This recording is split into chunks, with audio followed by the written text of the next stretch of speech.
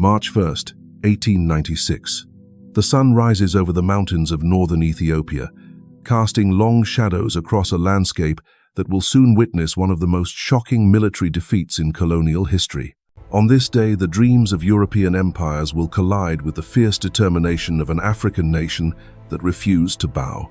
What unfolds in the next few hours will shatter assumptions about racial superiority, colonial invincibility, and the supposed inevitability of European dominance over Africa. This is the story of Adwa, where Emperor Menelik II and Empress Taytu Betul led their people in a battle that would echo through history, inspiring liberation movements across the globe and proving that even the mightiest colonial powers could be brought to their knees. But to understand how Ethiopia achieved the impossible, we must travel back to the treacherous world of late 19th century diplomacy, where treaties were weapons and mistranslations could spark wars that would reshape continents. The year was 1889, and in the Ethiopian town of Wuchale, two men sat across from each other, each believing they held the upper hand in negotiations that would determine the fate of an entire empire. Emperor Menelik II, recently crowned ruler of Ethiopia, faced Count Pietro Antonelli, representing the expanding ambitions of King Umberto I of Italy. The document they would sign on May 2nd seemed straightforward enough, a treaty of friendship and cooperation between two sovereign nations, yet hidden within its clauses lay the seeds of a conflict that would culminate in one of the most decisive battles in African history. The Treaty of Wuchale appeared innocent on the surface, establishing trade relations and defining boundaries between Ethiopian and Italian territories. But Article 17 contained language so deliberately ambiguous that it would become the flashpoint for war.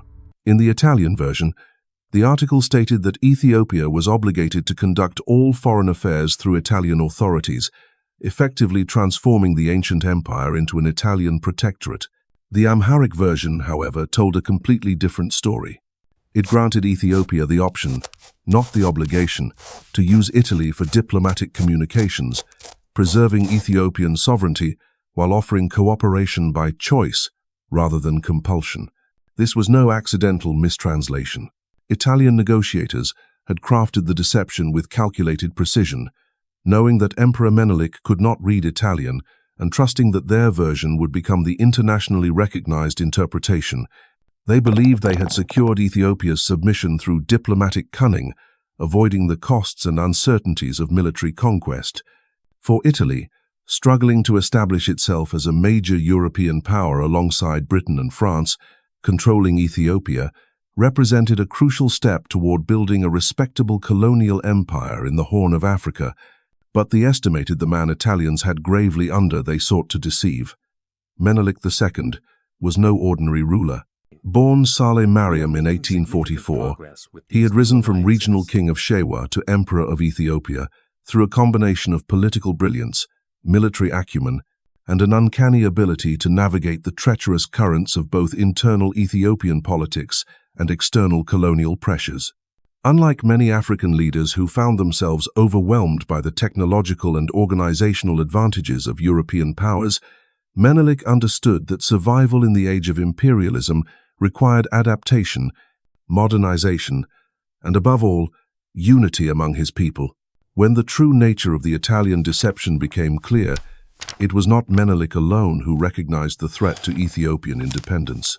Standing beside him was Empress Taytu Betul, a woman whose political intelligence and strategic vision would prove instrumental in Ethiopia's resistance to colonial domination. Taytu was no mere ceremonial consort. She commanded her own armies, controlled vast territories, and possessed a network of spies and informants that stretched across the region.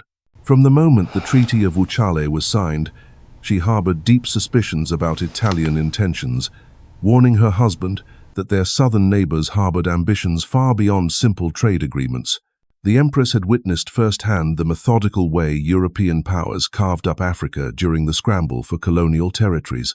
She understood that treaties were often merely the first step in a process that ended with foreign flags flying over African capitals and European administrators governing African peoples. When news reached the Ethiopian court that Italy was claiming Ethiopia as a protectorate in international forums, citing Article 17 as justification, Taytu's suspicions were vindicated in the most dramatic fashion possible. The revelations sparked outrage throughout the Ethiopian court. Nobles who had initially supported cooperation with Italy now saw the treaty as an act of betrayal that threatened the very foundations of Ethiopian sovereignty. Taytu took the lead in demanding action, reportedly tearing up copies of the treaty in full view of the court and declaring that Ethiopia would never accept protectorate status under any foreign power. Her defiance galvanized opposition to the Italian claims and pushed the initially cautious Menelik toward a more confrontational stance. In February 1893, after months of failed negotiations and increasing Italian intransigence, Menelik formally abrogated the Treaty of Wuchale. The decision marked a point of no return in Ethiopian-Italian relations, transforming a diplomatic dispute into an inevitable military confrontation.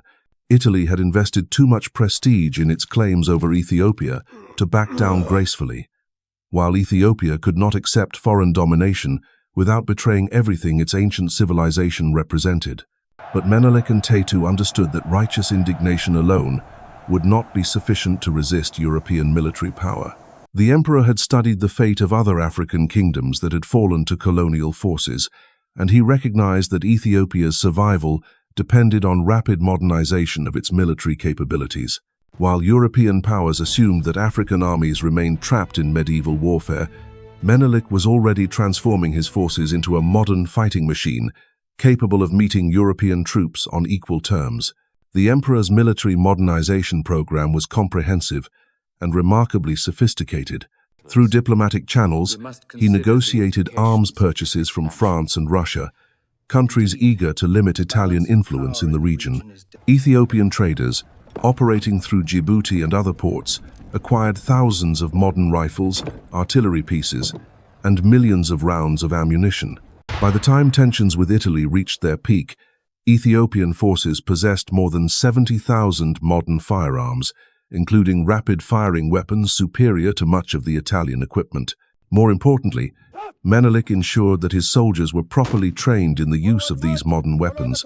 Ethiopian officers studied European military manuals, while foreign advisors helped establish training programs that transformed traditional warriors into disciplined soldiers capable of coordinated battlefield maneuvers. The emperor also reformed his military logistics, creating supply systems that could support large armies during extended campaigns far from their home territories.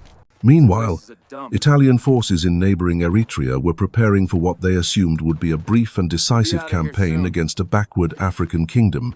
General Oreste Baratieri, commanding the Italian colonial army, had at his disposal approximately 17,000 troops, including both Italian soldiers and colonial auxiliaries recruited from local populations.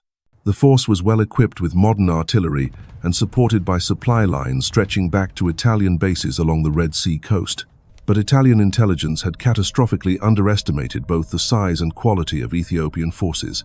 Reports suggested that Menelik could field perhaps 30,000 men at most, poorly armed and lacking the discipline necessary for sustained combat against European troops. These assessments reflected the racist assumptions that pervaded European military thinking, the belief that African armies were inherently inferior to European forces, regardless of equipment or training. As 1895 drew to a close, both sides were mobilizing for a conflict that would determine not only the fate of Ethiopia, but also challenge fundamental assumptions about racial hierarchy and colonial destiny that underpinned European imperialism across Africa. The mobilization that began in late 1895 represented one of the most remarkable military preparations in African history.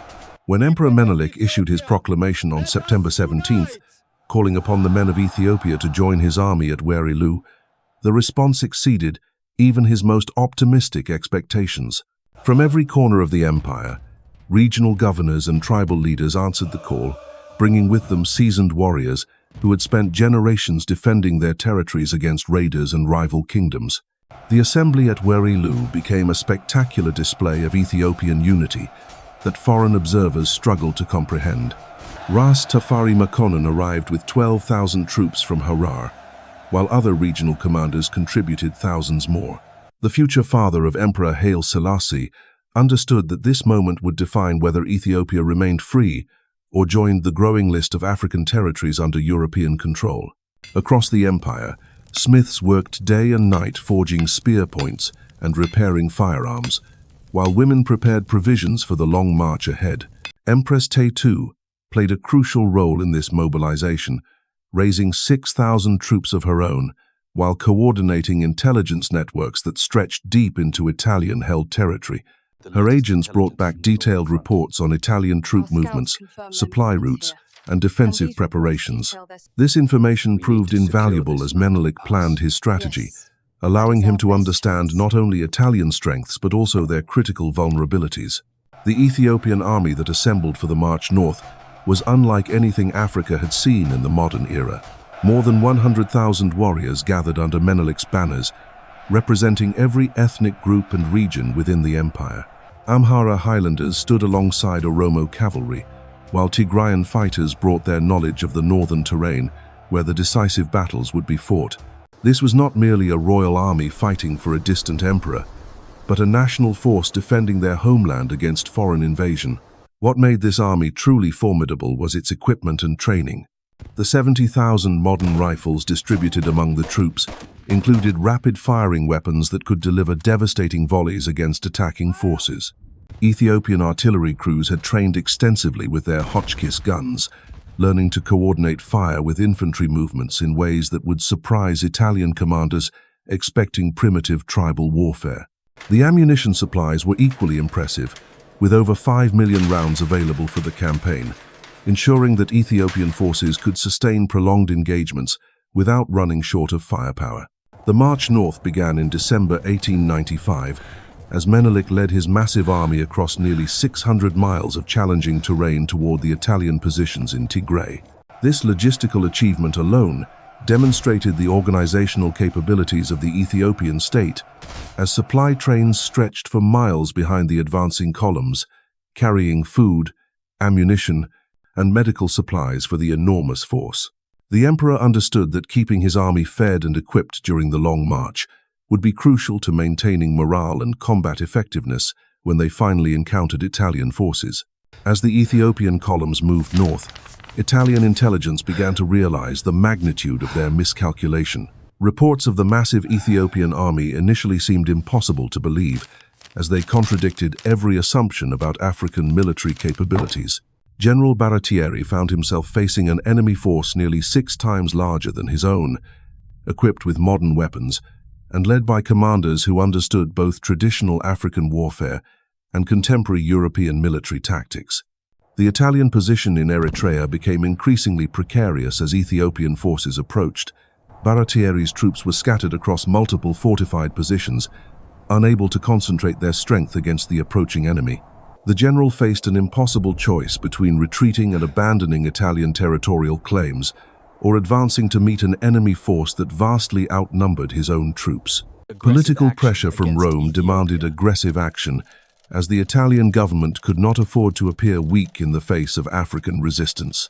Meanwhile, Empress Taytu was implementing her own strategic vision for the coming battle. Her intelligence network had identified the critical weaknesses in Italian defensive positions, particularly their dependence on limited water sources in the arid northern regions. The Empress understood that controlling these water supplies could force Italian troops into desperate tactical situations where their technological advantages would be neutralized by Ethiopian numerical superiority and knowledge of local terrain. The psychological dimensions of the approaching conflict were equally important. Ethiopian forces were fighting for their homeland, their families, and their ancient independence, while Italian troops found themselves in unfamiliar territory, fighting for colonial ambitions that meant little to the average soldier. Menelik skillfully exploited this morale advantage, addressing his troops with speeches that emphasized the sacred nature of their struggle against foreign domination. As the Ethiopian army approached the town of Adwa in late February 1896, both sides understood that a decisive confrontation was inevitable.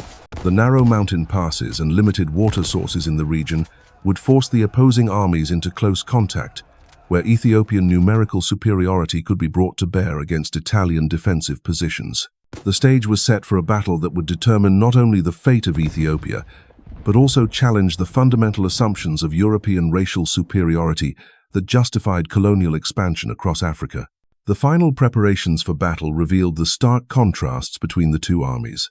Italian forces, though well-trained and equipped, were operating far from their supply bases and surrounded by hostile territory. Ethiopian forces, by contrast, were fighting on familiar ground with the support of local populations who provided intelligence, supplies, and safe passage for wounded soldiers. These advantages would prove decisive in the coming engagement, as the battle for Ethiopian independence reached its climactic moment in the mountains surrounding Adwa. The dawn of March first broke cold and clear over the Ethiopian positions as Empress Taytu moved through the ranks like a force of nature, her voice carrying across the mountain slopes as she rallied the warriors for what she knew would be the defining moment of their generation. Her personal army of 5,000 stood ready, their weapons gleaming in the early light, while behind them stretched the greatest African army assembled in modern times. The Empress had spent the night coordinating final preparations, positioning her forces to cut off Italian access to the precious water sources that would determine the battle's outcome. General Baratieri, commanding the Italian forces, faced a nightmare scenario that his superiors in Rome had never contemplated. His intelligence reports now confirmed what he had desperately hoped were exaggerations. The Ethiopian army was not only massive beyond his worst fears, but equipped with modern weapons that negated every tactical advantage he had expected to enjoy. The pressure from Rome was relentless, with telegrams demanding immediate action to salvage Italian prestige. Yet Baratieri understood that advancing against such overwhelming odds bordered on military suicide. The Italian commander's dilemma reflected the broader crisis facing European colonial powers when confronted by determined African resistance. The racist assumptions that had guided colonial expansion assumed that European forces would always enjoy technological and organizational superiority over African armies. Now, facing an enemy that had systematically negated these advantages, Baratieri discovered that colonial warfare was far more complex and dangerous than European politicians had imagined. On the evening of February 28th, a furious telegram from Prime Minister Francesco Crispi reached Baratieri's headquarters, goading the general into action with language that left no room for retreat or negotiation. The Italian government had invested too much political capital in Ethiopian conquest to accept anything less than decisive military victory. Crispi's message made clear that failure would mean the end of Baratieri's career and Italy's reputation as a serious colonial power. The general gathered his senior officers for what would prove to be their final council of war. The options were stark and none were appealing. Retreat would mean abandoning Italian territorial claims and accepting humiliation before the other European powers. Remaining in defensive positions would allow the Ethiopians to complete their encirclement and systematically destroy Italian forces through siege warfare. Only one choice remained: a desperate advance toward Adwa that might catch the Ethiopian army before it completed its preparations.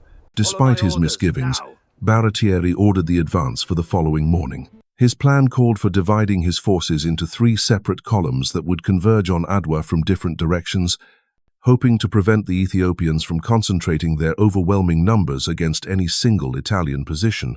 It was a complex maneuver that required precise timing and coordination, exactly the kind of operation that becomes impossible when facing a larger, more mobile enemy force operating on familiar terrain. As the Italian columns began their advance in the pre-dawn darkness, Ethiopian scouts were already tracking their movements and reporting back to Menelik and Taytu. The imperial couple had anticipated this exact scenario, positioning their forces to take advantage of the broken terrain around Adwa that would fragment Italian formations and prevent effective coordination between their separated columns. The Empress had studied the ground carefully, identifying positions where Ethiopian forces could mass quickly against isolated Italian units. The first contact came as the sun climbed higher, when Ethiopian advance guards engaged the leading Italian column in the narrow passes leading toward Adwa.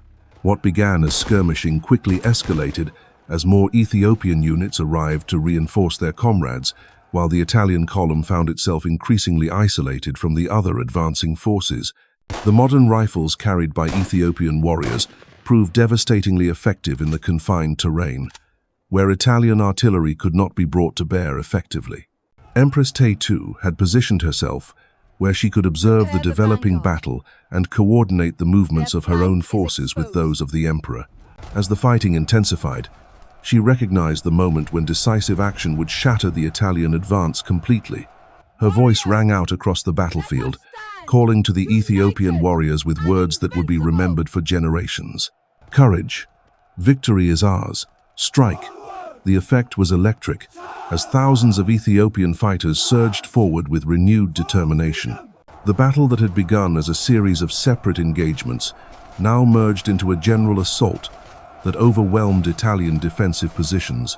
The three Italian columns, separated by difficult terrain and under attack from multiple directions, could not support each other as Baratieri had planned. Ethiopian forces, moving with the coordination that comes from fighting on home ground, concentrated against each Italian position in turn, using their numerical superiority to devastating effect. The psychological impact of the Ethiopian assault was as important as its military effectiveness. Italian soldiers, many of whom had never faced determined African resistance, found themselves confronting warriors who fought with a ferocity born of defending their homeland. The racist propaganda that had portrayed Africans as cowardly and primitive crumbled in the face of disciplined Ethiopian formations that advanced steadily despite heavy casualties, their modern weapons delivering devastating volleys that cut down Italian defenders. As the morning wore on, the Italian position became increasingly desperate. Ammunition began to run low, as units expended their supplies at unsustainable rates, trying to hold off Ethiopian attacks. Communications between the separated columns broke down completely, leaving individual commanders to make tactical decisions without knowing the fate of their comrades. The carefully planned convergence on Adwa had become a series of isolated defensive actions against an enemy that seemed to appear everywhere at once. Emperor Menelik himself led charges that broke through Italian defensive lines, his presence on the battlefield inspiring Ethiopian warriors to acts of heroism that European observers would struggle to comprehend. This was not the distant command style favored by European generals, but the personal leadership of a warrior king who shared the dangers faced by his soldiers. The sight of their emperor fighting beside them drove Ethiopian forces to levels of commitment that no mercenary army could match. The collapse, when it came, was sudden and complete. The Italian center, under overwhelming pressure from coordinated Ethiopian attacks, finally broke and began streaming backward in disorder.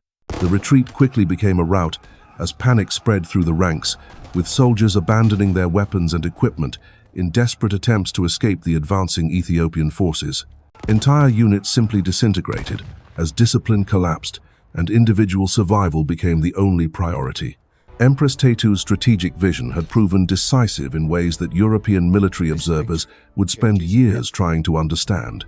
Her control of water sources had weakened Italian forces before the battle began, while her intelligence network had provided Ethiopian commanders with crucial information about enemy positions and movements. Most importantly, her ability to coordinate the movements of her own forces with those of the emperor had created the kind of unified command structure that Italian forces, divided into separate columns, could not match. The artillery that Baratieri had counted on to offset Ethiopian numerical superiority proved ineffective in the broken terrain around Adwa. Ethiopian forces, advancing through ravines and behind rocky outcroppings, could close with Italian positions before the guns could inflict decisive casualties. When Ethiopian warriors reached close quarters, their modern rifles and traditional weapons proved equally effective against demoralized Italian defenders who had never expected to face such determined resistance. By noon, the Battle of Adwa was effectively over, though scattered fighting would continue for several more hours as Ethiopian forces pursued the retreating Italians. The magnitude of the Italian defeat was unprecedented in the annals of colonial warfare, with casualties exceeding 50% of Baratieri's entire force. Over 6,000 Italian and colonial troops lay dead on the battlefield, while nearly 4,000 more had been captured by Ethiopian forces. The cream of Italy's colonial army had been destroyed in a single morning by an African force that European racial theories claimed could never match white soldiers in organized combat. The immediate aftermath of the battle revealed the true extent of Italian miscalculation. Ethiopian casualties, while significant, represented less than 15% of Menelik's forces, demonstrating that African armies could not only resist European invasion, but do so at acceptable cost when properly equipped and led. The weapons and supplies abandoned by fleeing Italian forces provided enough equipment to arm several more Ethiopian regiments, while the prisoners taken would become valuable bargaining chips in future negotiations.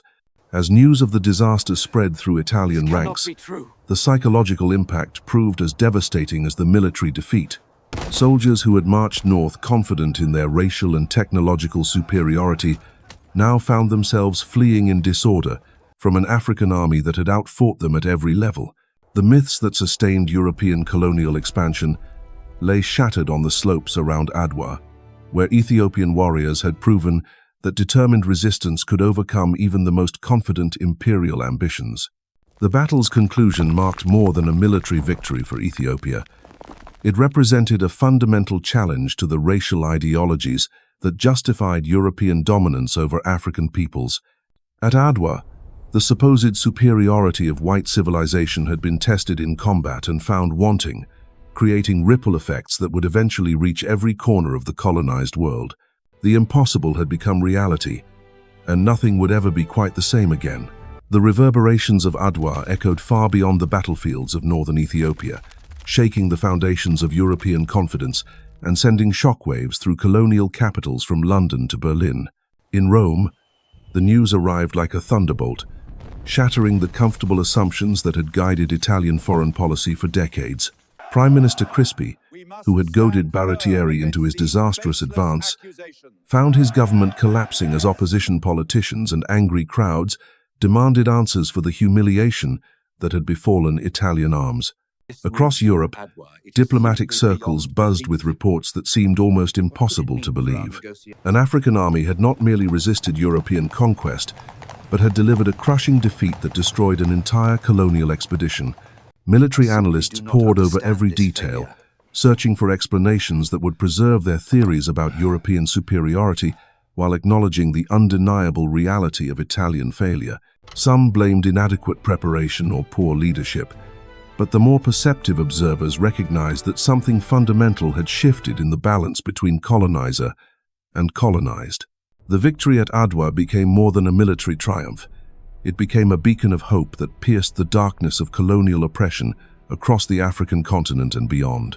From the townships of South Africa to the villages of Nigeria, from the plantations of the American South to the islands of the Caribbean, oppressed peoples looked to Ethiopia as proof that resistance was not futile, that the mighty could indeed fall before the righteous. The Battle of Adwa had shattered more than Italian dreams of empire. It had broken the myth of European invincibility that sustained colonial rule across the globe. In the mountains of northern Ethiopia, Emperor Menelik and Empress Taytu had not only defended their ancient kingdom but had lit a flame of defiance that would burn for generations, inspiring countless freedom fighters who would carry forward the legacy of March 1, 1896, when Africa stood tall and the world took notice.